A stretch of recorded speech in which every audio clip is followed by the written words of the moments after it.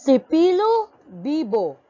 Anekdota ni Alan M. Utleg. Ang magandang kinabukasan ay pinaghahandaan.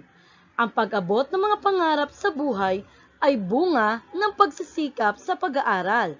Karaniwan sa mga may determinasyon ay may matagumpay na kapalaran, at ito ay maitutulad sa isang pakikipagkaibigan. Pasukan na naman!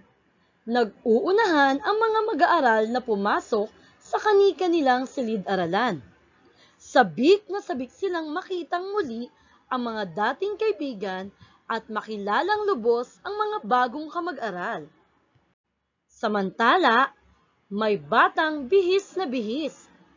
Nagpalingalinga si Pilu nang makita ang grade 4 Ilocos na nakasabit sa may pintuan, ay agad siyang tumakbo. Pumasok na siya sa silid at agad pumagitna. Magandang araw po sa inyo lahat. Masayang pagbati ni Pilu. Lahat ay nagulat. Nagtinginan sa isa't isa. Biglang nagtawanan dahil sa pagkurap-kurap ng mga mata sabay pagngiti ni Pilu.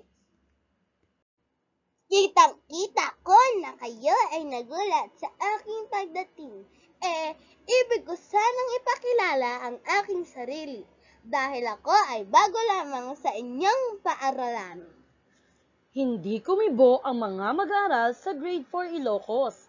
Napakatahimik ng buong silid ng mga sandaling yaon na tila namangha sa kanilang natunghayan.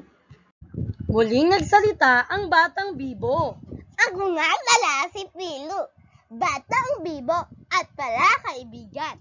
Ang aking kasabihan ay kapag walang kakilala, ikaw ang magpapakilala. Sabi sa akin ni nanay ay gulatin ko raw kayo. Kaya ang ginawa ko kanina ay ginulat ko kayo ng masayang pagbati ko. Gusto ko sana ay maging kaibigan ko kayong lahat. Nagulat ang lahat sa sinabi ni Pilu. Pagkuwan ay nagbulungan ang mga mag-aaral.